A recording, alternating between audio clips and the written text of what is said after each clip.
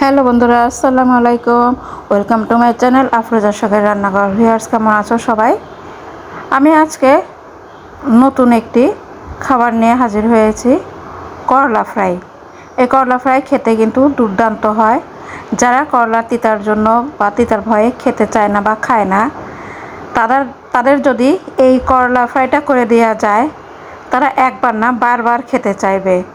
এটা খেতে এতটাই মজার হয় আর এতটুকু তিতা থাকে না। তো চলো ভিউয়ার্স, দেখে নেওয়া যাক আমি করলা ফ্রাইটা কিভাবে করেছি। আমি এখানে বড় একটা করলা নিয়েছি, নিয়ে আমি লবণ পানি দিয়ে 10-15 মিনিট ভিজিয়ে রাখবো। আমি করলাটা চাকচাক করে কেটে নিয়েছি, বেশি মোটা বা পাতলা করে নিই। তোমরা দেখে নিশ্চয়ই বুঝতে পারছো। আমি একটা তোমাদেরকে দেখিয়ে দিলাম। এভাবে ভিজিয়ে রেখে দেন আমি পানি ঝরিয়ে নিয়ে আবারও লবণ, হলুদের গুঁড়া, আর আমি এখানে মরিচের গুঁড়ার পরিবর্তে আমি চিলি ফ্লেক্সটা ব্যবহার করেছি। আমরা শুকনো মরিচ ভেজে ওটা টেলে নিয়ে তারপরে এখানে আমি ব্যবহার করেছি। এতে এই করলা ফ্রাইটা খেতে বেশ ভালোই লাগে। আমি মাখিয়ে নিয়ে রেখে দিচ্ছি। একটা প্লেটে একটু কাত করে রেখে দেবো, যাতে করে যে পানি উঠবে পানিটা ঝরে যায়। আবার একই বাসনে আমি আলু এবং পেঁয়াজ নিয়েছি।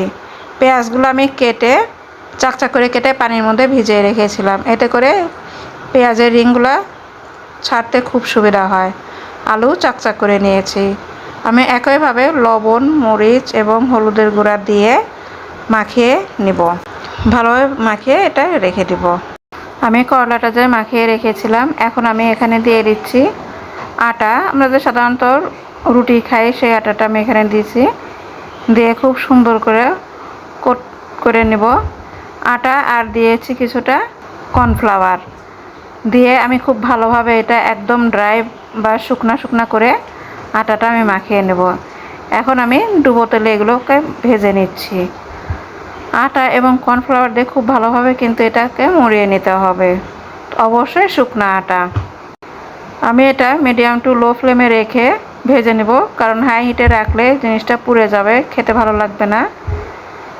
তোমরা দেখতেই পাচ্ছ আমি কিন্তু খুব সুন্দরভাবে উল্টে পাল্টিয়ে এটা ভেজে নিচ্ছি।